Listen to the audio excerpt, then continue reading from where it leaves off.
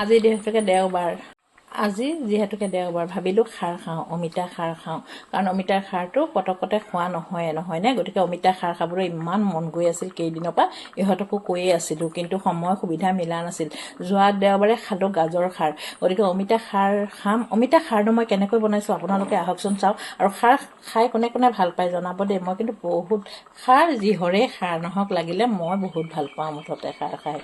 মোৰ বনোৱা পদ্ধতিটো কেনেকুৱা হৈছে, আপোনালোকে কেনেকৈ বনায় অকণমান চাওকচোন বাৰু। আৰু আগতেও মোৰ ভিডিঅ' আপোনালোকে গৈ ফেচবুক পেজত যদি চাই, মোৰ বহুত ধৰণৰ খাৰ দিয়া আছে বাৰু, আপোনালোকে চাব পাৰে তাতো গৈ আপোনালোকে।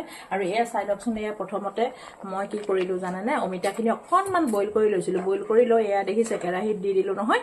এতিয়া ইয়াতে মই এয়া কলাখাৰ দিম। এইটো কলাখাৰখিনি মই দিলোঁ, এয়া চাওকচোন। আৰু ইয়াত মই মোৰ নিজৰ আন্দাজমতে নিমখ অকণমান দিম। আগতে অলপ সিজাওঁতে মই দিছিলোঁ, এতিয়া মোৰ আন্দাজমতে অলপ আৰু নিমখ দিব লাগিব যেন পাইছিলোঁ, গতিকে মই নিমখ অলপ দিলোঁ।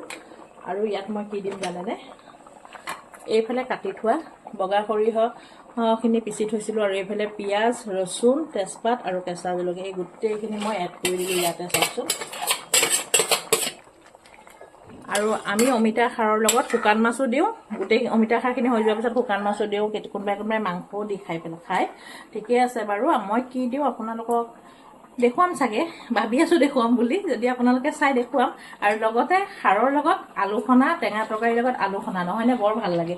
এয়া আলু সিজাই থৈছোঁ, কিন্তু খাৰৰ লগত আকৌ টেঙা নাখাব দেই। খাৰৰ লগত টেঙা আমাৰ মাহঁতে আগতে খাৰৰ লগত টেঙা খাবলৈ দিয়া নাছিলে। খাৰ বনালে খাৰেই খাওঁ আৰু, কিন্তু আলু সনাটো সকলোৰে লগত, আলু মিলিজুলি চৰকাৰ, গতিকে সকলোৰে লগতে চাজে। ঠিক আছে, মই বনাই একদম ফিনিচিংটো আপোনালোকক দেখাম। আৰু খাৰ মই বাগৰ দিম, মই এতিয়ালৈকে বাগৰ দিয়া নাই। মই খাৰত আপোনালোকে মোৰ ভিডিঅ' গৈ চাব, খাৰত মই দুবাৰ বাগৰ দিওঁ। মই এবাৰ শুকান জলকীয়া, পাঁচফোৰণ এইখিনি দি দিম, আৰু এবাৰ ৰচুন আৰু পিঁয়াজ দি দিম। আপোনালোকক দেখাম, চাই থাকিব। এতিয়া মই এবাৰ বাগৰ দিবৰ কাৰণে এইফালে চাওকচোন, পিঁয়াজ দিলোঁ, আৰু এতিয়া সৰহ ৰচুন দিছোঁ, দেখিছেনে? এইদৰে মই এবাৰ দি ল'ম, আকৌ এবাৰ দিম।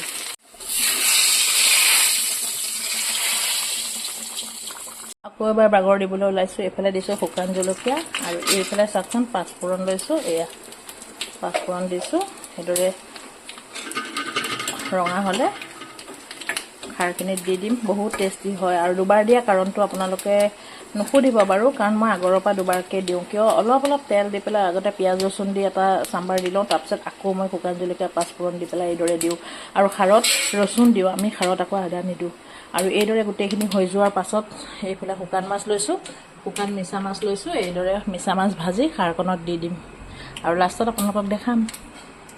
এইফালে চাওকচোন, খাৰখিনি ইমান ধুনীয়া হৈ গ'ল, দেখিছেনে? ইমান ধুনীয়া হৈছে চাওকচোন। এয়া বহুত ধুনীয়া, খাবলৈও বহুত টেষ্ট হৈছে দেই। অকণমান মই চামুচত লৈ পেলাই চাইছিলোঁ, আৰু নিমখো ঠিক আন্দাজমতে হৈছে।